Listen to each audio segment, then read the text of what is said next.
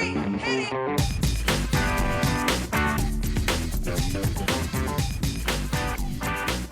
Good morning, good afternoon, good evening, and welcome to today's Caffeine for the Soul. And today's topic is one that's very near and dear to my heart. I offer a program most years called Living a Guided Life. If you happen to be listening to this in 2021, we have one coming up in November.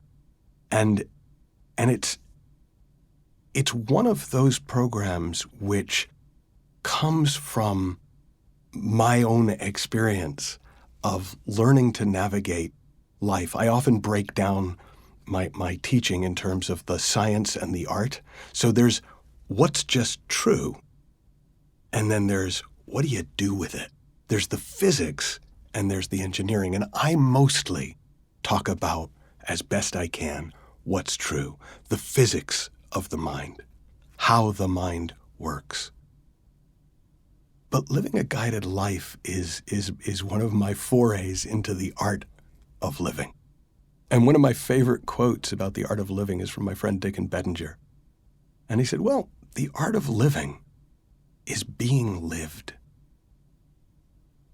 Now, I'm going to make a very strange transition. I first began to understand that notion without obviously the words because I used to get terrible stomach aches as a teenager. And they didn't seem to be brought on by anything physical. I went to doctors and there was never anything wrong with me. And sometimes they say, oh, well, he's nervous and, sort of that notion. But it was such a horrible feeling to me that I would do anything to try to get rid of it. I used to punch myself in the stomach. I would occasionally get into fights just to take away that sensation. Once I actually threw myself down a flight of stairs. It was so uncomfortable for me. And then one day, for no apparent reason, I had an insight. I felt that feeling coming up in my stomach, and my first thought was, oh no. But then a new thought came, which was, have you ever noticed that this only ever happens when you aren't doing what you want to do or you are doing what you know not to? And for the first time, it became obvious to me that there was some kind of a guidance system inside me. And that when I followed it, I felt totally comfortable in my own skin. But because I usually didn't, because, well, I can't do that because, and I have to do this because, that feeling was my body's way of letting me know I wasn't listening. Now, I didn't know what I wasn't listening to, but I could tell that there was something. I did not grow up particularly religious, but I was an actor, and in my senior year of high school, I did a play called Godspell. And there's a song in Godspell, which won a Grammy, called Day by Day, which is taken from a verse in the Bible. And it's a prayer. Day by day, dear Lord, 3 things I pray. To see thee more clearly, love thee more dearly, follow thee more nearly. And I remembered, because this was all happening around the same time, that really struck me. Particularly to see thee more clearly and follow thee more nearly. Now, I didn't anthropomorphize that. I didn't have anything in my mind that I was supposed to see or follow. But this inner knowing, this inner sense of direction, I realized that was my best bet of making it. And back then, because of depression and suicidal ideation and a host of mental health issues, just making it seemed like a high enough bar. And I kind of knew that if I could see this guidance more clearly, if I could follow it more nearly, I would be okay. And since that time, my life has been a progressive journey in learning to trust and follow this inner sense of direction more clearly.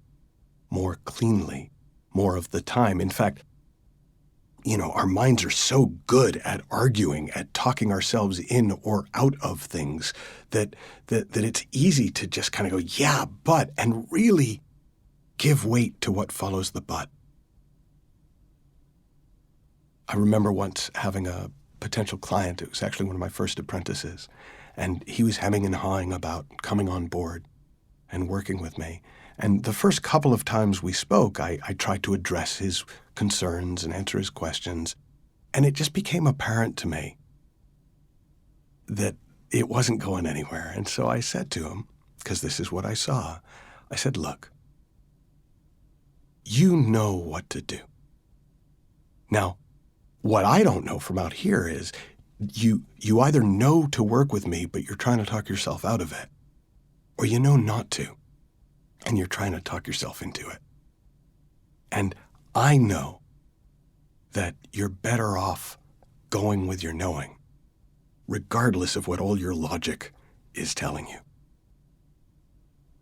And that's what I had found in my own life. I had to actually write a sticky note and stick it on the sun visor of my car that said, follow your knowing even when you're wrong. Because that was one of my things. Yeah, but what if I'm wrong?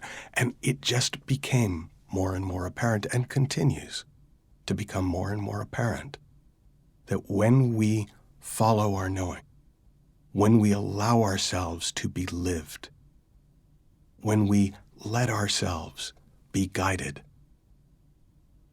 life has a way of working itself out.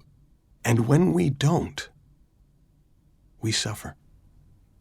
We struggle.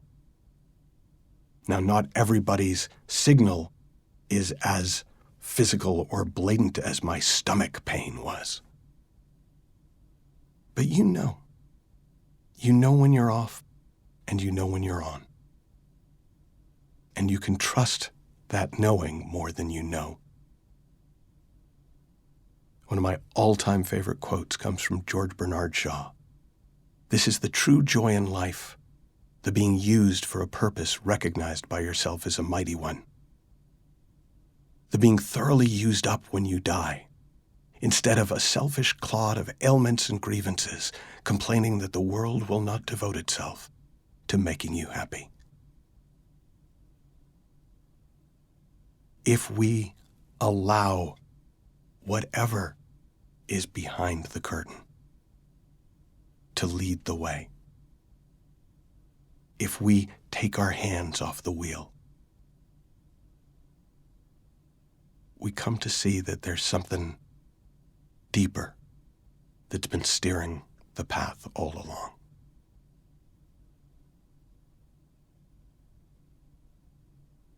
Have fun, learn heaps, happy exploring, and I'll talk with you soon.